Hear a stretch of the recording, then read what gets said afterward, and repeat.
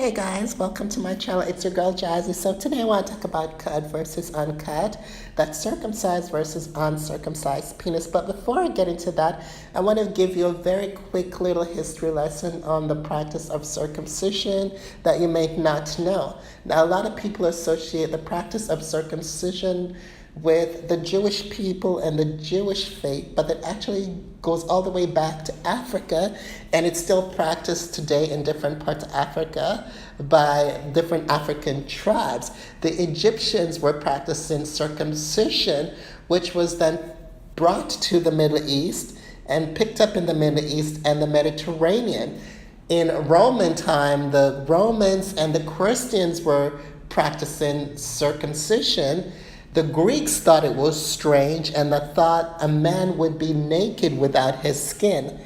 The Jewish people later adopted it and kept it as part of their beliefs, and it's, as we all know, still practiced today by the Jewish people. But it's quite interesting to know that circumcision did not start with the Jewish people. It started in Africa and it's still practiced today in Africa, just like the Jewish people still practicing it today. It's also still practiced today in Africa. Now, let's get into cut versus uncut. Now, a lot of women, a lot of people say a guy without skin, his penis is way more attractive, and a guy with foreskin, it's gross, it's ugly. To me, I don't, whether the guy has foreskin or no foreskin, it doesn't matter, because it doesn't mean because the guy doesn't have because he has skin, it doesn't mean it's going to be less attractive, and the guy without foreskin, his penis is going to be more attractive. I think it's ridiculous that people think that guys with skin, their penis is less attractive, because I've met some guys with who were cut and their penis were ugly. Now, one of the things that guys always have to remember to do when they have skin is to always pull the skin back, make sure it's clean, or you're going to end up with sigma cock cheese. And nobody wants that unless you're into that. So you always have to make sure that you pull the skin back and keep it clean, because a lot of dirt and stuff can get built up, as well as smell can get locked up in there. I find that guys with skin, their penis tend to be more softer than guys without skin. Because what happens is when you have the skin there, the skin is there to protect. One of the reasons the skin is there to protect the penis. Now, when you remove that skin over time, the penis gets dry and rough because it doesn't have any protection. Guys with skin, their penis, I find, tend to be more softer and more smoother than guys without skin. I also find that guys with foreskin, their penis tend to be a little bit more sensitive than guys without foreskin. So that's the thing that I've learned, find that guys with skin always tend to be a little bit more sensitive. Their penis tend to be a little bit more sensitive than guys without foreskin, because over time, guys without foreskin, their penis gets drier and rough, and it's not as sensitive.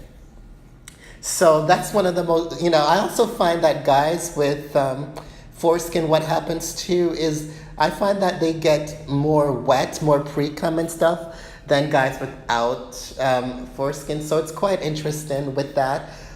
There's a lot of websites dedicated now to guys with foreskin. There's a lot of websites out there for guys with foreskin. I remember when I was a teenager coming up, all the girls were like, ew, I don't want a guy with foreskin, that's gross, and it's gross and it's ugly, and ew, foreskin guys are ugly and it's nasty. But that's not true, because I met some guys with no skin, and their penis was just as ugly as some of the guys with skin, so that's just ridiculous. There's some guys out there that wish their parents did not circumcise them when they were born. They wish that their parents would have kept their skin. I remember also there's some guys who have circumcised later in life than when, because they didn't get circumcised when they were a baby. They got circumcised later, and it's a little bit more risky, a little bit more dangerous, when you are older. And it's less painful when you're a baby because you don't remember the pain. When you're older, you're going to remember the pain a little bit more. So yeah, it's just, to me, one is no better than the other, because just like vaginas, you've seen some ugly vaginas, with big lips, some not, it doesn't matter. So that's the same thing, not just because somebody has foreskin does not mean his penis is going to be ugly, and guys without foreskin, their penis is going to be more attractive. So I think that whole thing is just ridiculous. So, I